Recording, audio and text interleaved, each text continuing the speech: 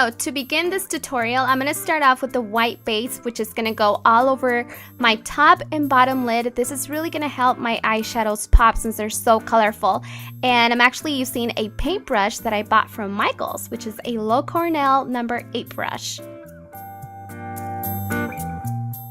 So next I'm going to take a yellow shadow. This one is from Sephora. It's called Banana Split, and I'm using this one because it's a lot more pigmented than the yellow that comes in the palette that I'm using.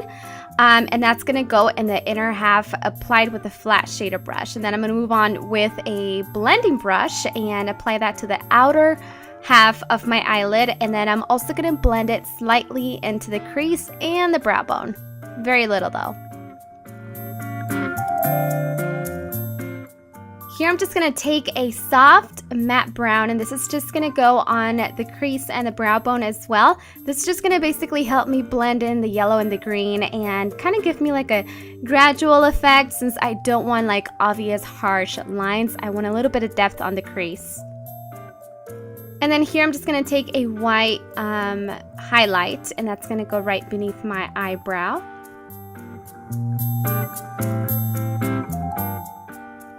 Here I'm just going to take a super slim any liquid liner. This is from L'Oreal, and it's actually really cool because it allows me to have like really precise and make really precise lines and have a lot of control with this liner. So I'm just going to line it. I'm not going to do a wing or anything on the top. And then I'm just going to move on to this next step as soon as I finish. All right, here. A blue eyeliner, and this is going to be the base for the shadow that we're going to apply next. Make sure you don't apply this to the waterline. So next I'm just going to take a smudge brush to apply a baby blue color right on top of the blue eyeliner, and then I'm just going to switch out my brush to a fluffier one to blend it out.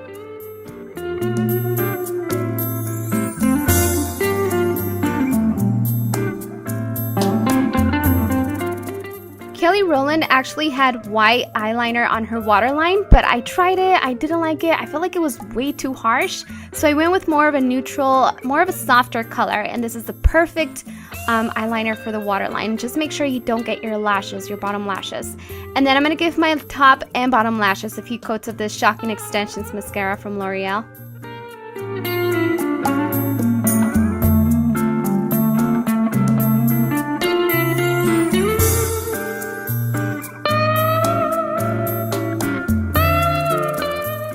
The lashes that I'm using are from Startle Lash. These are the 28s, and they were the closest thing that I found to what Kelly Rowland had. They're almost identical. I feel like hers were just a tad bit longer, but I'm just going to take those and apply them to my top lashes.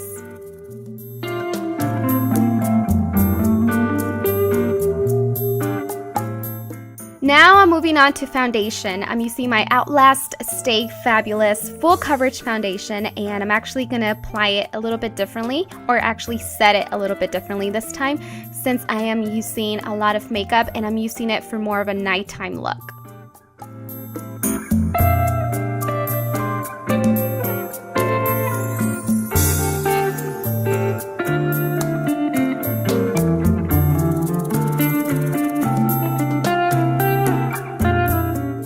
Normally with this foundation you don't need to set it, but since it is for a nighttime look and I do want it to last all night, I am going to set it with a L'Oreal True Match powder. I believe that's what it is. I've had it on my collection for a long time, so I'm just going to lightly dust my face and mattify it.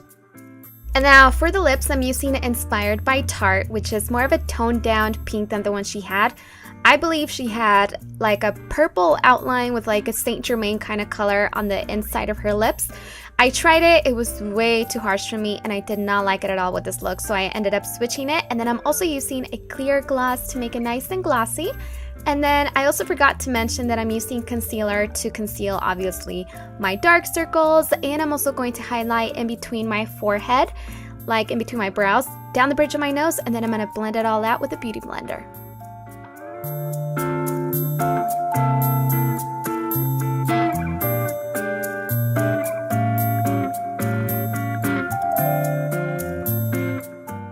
Kelly Rowland also had major contouring on her nose, so I'm just going to take a matte brown bronzer.